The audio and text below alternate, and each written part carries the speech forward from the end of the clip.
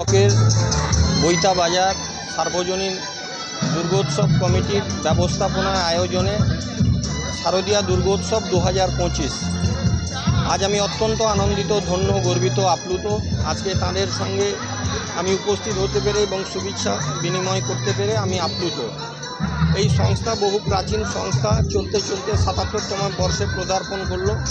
এলাকাবাসীর সাহায্য, সহযোগিতা, আশীর্বাদকে পাথেয় করে তারা প্রত্যেক বছরের ন্যায় এবছরও ব্লাড ডোনেশন ক্যাম্প থেকে বস্ত্র বিতরণ থেকে শুরু করে রক্তদান শিবির, বিভিন্ন ধরনের প্রতিযোগিতা, প্রসাদ বিতরণও আছে। এই ক্লাবের কর্মকর্তা, সদস্যা এবং সম্পাদক সভাপতিকে আমার পক্ষ থেকে শ্রদ্ধা, শুভেচ্ছা, অভিনন্দন জানাই। জাতি, ধর্ম, বর্ণ নির্বিশেষে আপনারা সবাই এই উৎসবে সামিল হবেন। বাংলা তথা বাঙালির শ্রেষ্ঠ উৎসব দুর্গোৎসবে আজকে আমরা গর্ব অনুভব করি। আজকে বাংলা তথা বাঙালির শ্রেষ্ঠ উৎসব দুর্গোৎসব বিশ্ববন্দিত হয়েছে। তাই ইউনেস্কো থেকে হেরিটেজ সম্মানে সম্মানিত করেছে আমাদের এই বাংলার দুর্গোৎসব শ্রেষ্ঠ উৎসবকে।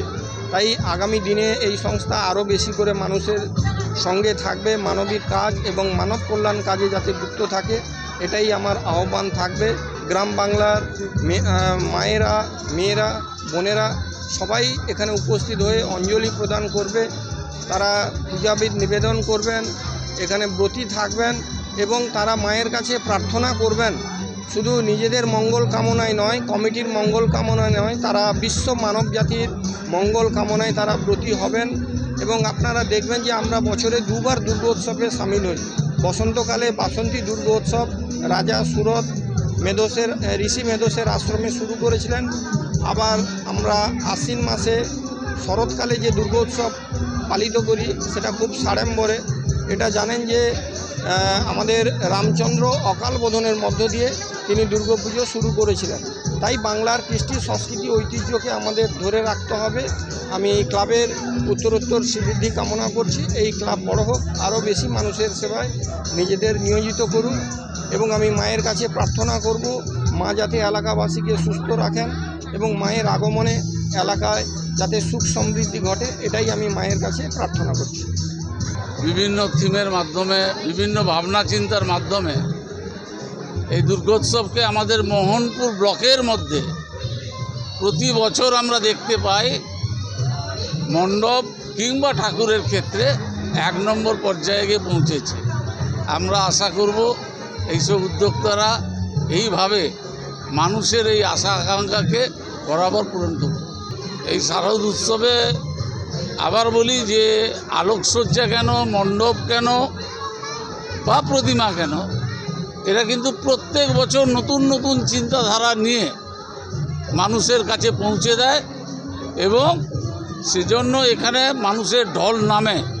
আমরা মোহনপুরবাসী, আমি একজন মোহনপুরবাসী হিসাবে একজন গর্বিত এখানকার উদ্যোক্তাদের প্রতি, যে হাজার হাজার মানুষকে তাদের এই পুজো, স্বাভাবিক বাংলার শ্রেষ্ঠ উৎসব এই দুর্গাপূজা মানুষের কাছে পৌঁছে দেয়। মানুষ আসে এখানে মায়ের কাছে আরাধনা করে, আবেদন নিবেদন করে যাতে মানুষ ভালো থাকে, সুস্থ থাকে।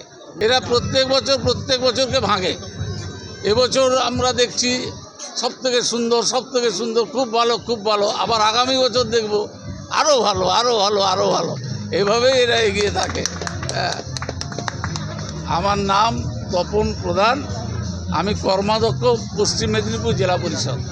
দেখুন, চিন্তা ভাবনা বলতে আমাদের একটা পুজো যখন আমরা অর্গানাইজ করতে যাই তখন প্রথমেই আমাদের মাথায় আসে যে যারা দর্শনার্থী এখানে আসবেন বা যে সমস্ত সুধীজন এখানে আমাদের পুজো চত্বরে আসবেন, তারা কীরকম ধরনের একটা মণ্ডপ দেখতে যাচ্ছেন, একটা প্যান্ডেল দেখতে যাচ্ছেন, প্রতিমা দেখতে যাচ্ছেন, তাদের সেই যে সেই ভাবনা চিন্তাকে মাথায় রেখেই কিন্তু আমাদের ভাবনাটা আসে যে কী ধরনের আমরা প্যান্ডেল করব বা কি করব না করব, সেটা আমাদের মধ্যে সেটা সীমাবদ্ধ থাকে না।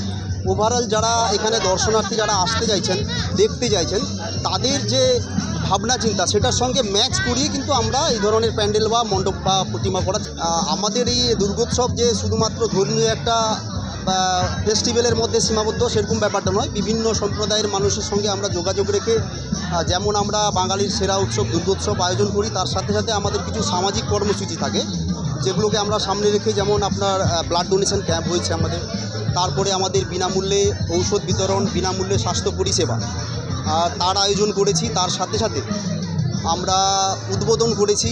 আমাদের উদ্বোধনে মহারাজ এসেছিলেন, বিশিষ্ট গুণীজন ছিলেন আমাদের উদ্বোধনে। সাথে সাথে আমরা বস্ত্র বিতরণ করে থাকি। দুস্থ যারা মানুষজন তারা যাতে আমাদের এই উৎসবের সঙ্গে সমানভাবে আনন্দিত হতে পারে, নতুন পোশাক পেয়ে তারা এই উৎসবে সামিল হতে পারে আমাদের মতন করে, সেই জন্য আমরা বস্ত্রদান করি, বস্ত্র বিতরণ করি। তার সাথে সাথে আমাদের অষ্টমী রয়েছে আগামীকাল। অষ্টমীতে আমরা প্রসাদ বিতরণ করে থাকি।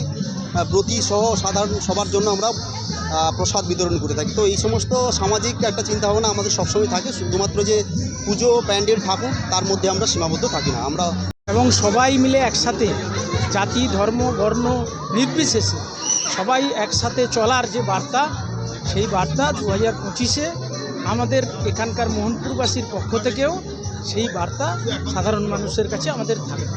তো বহু সমালোচিত হয়েছে, কিন্তু যারা সমালোচনা করছিল তারাই হাত বাড়িয়ে মুখ্যমন্ত্রীর যে প্রয়াস, যে আর্থিক সাহায্য তারাই নিয়েছে।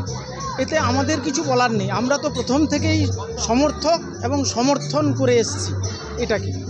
এর নিয়ে আর বেশি কিছু বলার নেই। আমার নাম সুনীল নায়ক। আমি মোহনপুর পঞ্চায়েত সমিতির কৃষি, সেচ ও সমবায়ের কর্মরত।